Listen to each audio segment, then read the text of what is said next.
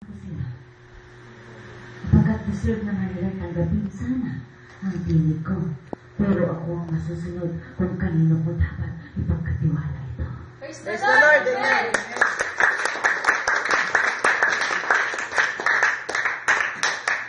Kaya, kayo, ito, regalo ko, tanggapin niyo.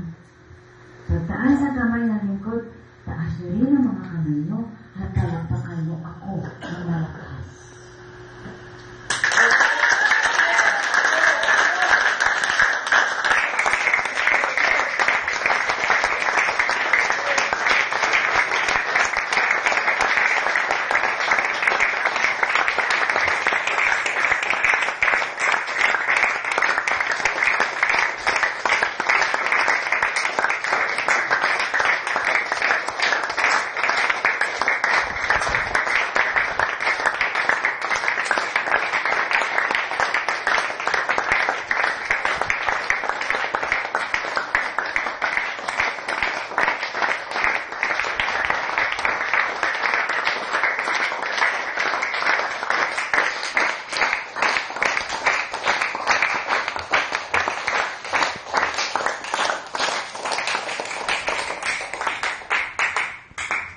Gusto kong malakas na sabihin ninyo ang thank you, Jesus. Thank you, Jesus! Praise the Lord! Amen!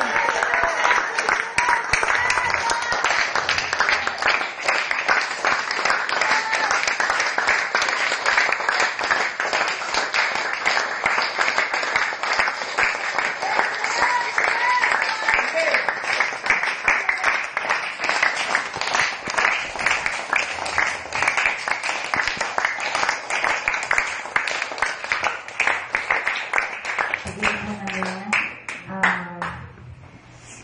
paumanin sa mga bagong dating na walang pagkain.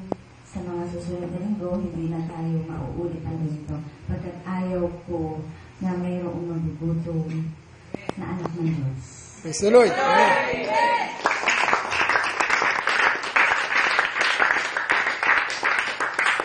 Ano man ang pangangailangan ng bawat isa, huwag niyong kalimutan, ang Diyos ay hindi nagpapabaya. At ang pagkain paglinggo ay ipinoprovide ng Diyos yan. So, ito ay nangyari lamang para ipatikim sa atin na mga nakarating ngayon na di baling magutom tayo physical, huwag lang ang spiritual. Sapagkat yun ang pinakamahalaga sa lahat. Praise the Lord! Amen!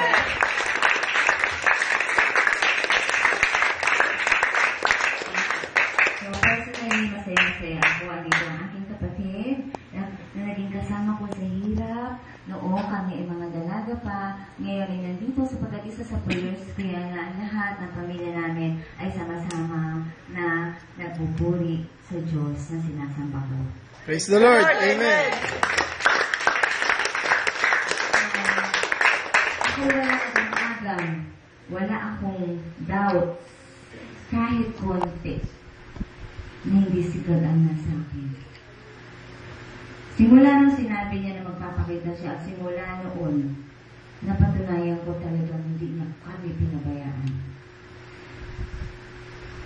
At yung katibayan na yon ay sapat na. Hindi na ako naghahanap pa ng ibang katibayan. Enough sa akin yun para magpatuloy ako na masiglang, namarap sa lahat ng darating. Kasama namin ang Diyos. Praise the Lord! Amen!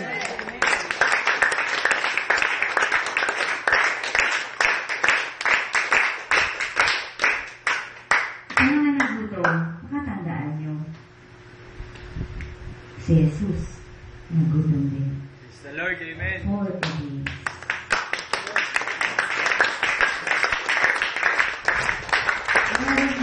Katakutan ang gutom, ang katakutan nyo, yung magkaroon ng chance si Satanas na makapasok sa buhay nyo.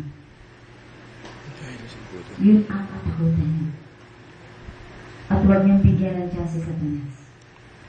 Yan ay sa pamamagitan ng masamang gawain. Nakakapasok si Satanas sa buhay ng tao. At ang lahat ng masama ay kalaban ng Diyos. Kaya alam niyo na, Kung ang mabuti, ang hangad nyo, gumawa kayo ng mabuti. Praise the Lord. Amen.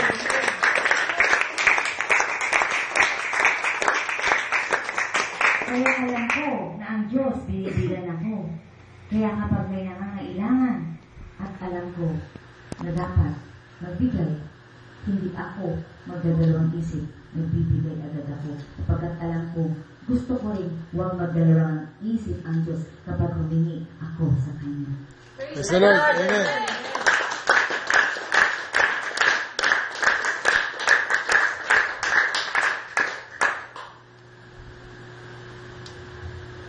Mga anak, ang katigasan ng ulo, iyan ay bunga na hindi nyo kasi alam kung paano lumaking mabuti. Kaya ngayong alam nyo na, gawin nyo na. Magmahal kayo para mahalin din kayo.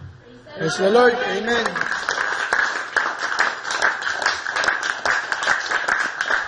Sabihin ko salamat sa pagdating nyo. Salamat sapagkat pinapasok nyo ang Diyos dyan sa mga puso nyo. Praise the Lord. Amen.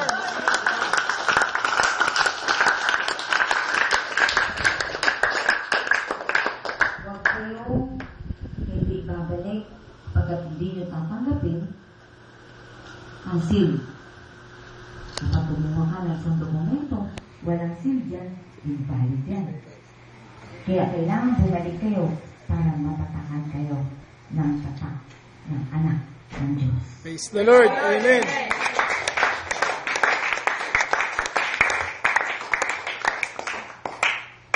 Ulitin ko, marami nang ginawa si Satanas sa buhay ko.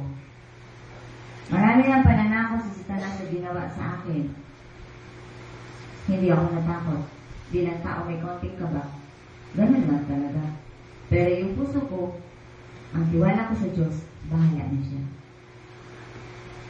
Kaya mga anak, sama-sama na tayo. At sa kapatid ko, iwan mo yung bahay mo. Ha? Ang tunay nating bahay ay sa langit. Praise the Lord. Amen. Kayo magbibili ng mga mahalagang gamit. Tama na yung luma. Ha? Hayaan natin na ang bawat araw, Diyos na ang mag-provide ng kung ano ang mabuti para sa ating lahat. Praise the Lord. Amen. So, maasa ang Diyos na yung salita niya na ating tinanggap, na siya magbibigay ng buhay sa ating lahat, ay makikita niya na talagang taglay natin. Makikita niya taglay natin. At sa pag-uwi, gawin niyo yung pag-ibig na tinanggap niyo dito ay maipadama sa lahat ng miyembro ng pamilya at sa lahat ng tao na inyong makakasalamuhan. Praise the Lord. Amen. Sa pagkakasal ko, mayroon pong mensahe ang Diyos sa akin na huwag tatayo yung mga nanay. Ang dalawa lang ang nanay. Kasama si sis. Okay? Siguro si Brother Ray ay isa na rin sa huwag tatayo. Okay? Si Brother Ray, si Sister Rita, si kapatid ko, si Barbie, at saka si Sis Sol. Okay? Sila yung mga tumatayong elder. And give them your love. Okay? Kung paano yan, ihag niyo sila, bahala kayo. No? So, ang tatayo, mga kabataan, habang inaawit ang One way. one way. Praise the Lord. Amen. Praise Jesus.